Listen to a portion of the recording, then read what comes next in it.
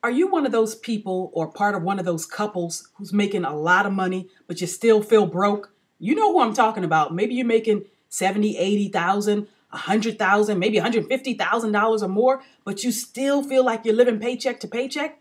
Let me tell you what you need to do about that. I know about this from experience.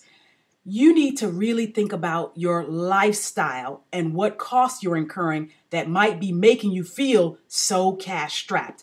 The problem for people who earn a relatively high salary, and believe it or not, if you earn $100,000 or so, you're in the tiny minority. You're doing very well because the average household income in America is about $60,000. So if you feel like you can't get by on six figures, there's a problem.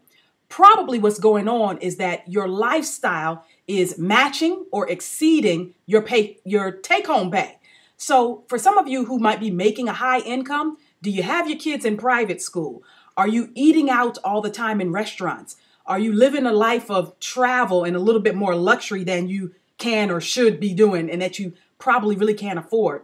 What about your shopping habits? Are you the person who has to have the latest and the greatest, the best and the designer jeans, the nice handbags, the high-end jewelry, the gourmet foods, etc.? You really do have to look at your lifestyle and your costs to know what is going on that you can't feel like you can make it and not be so cash strapped on a very high income.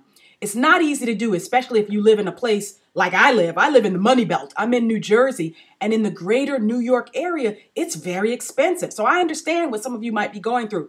Housing is expensive. Property taxes are expensive. Food, insurance, healthcare, everything seems to cost a small fortune.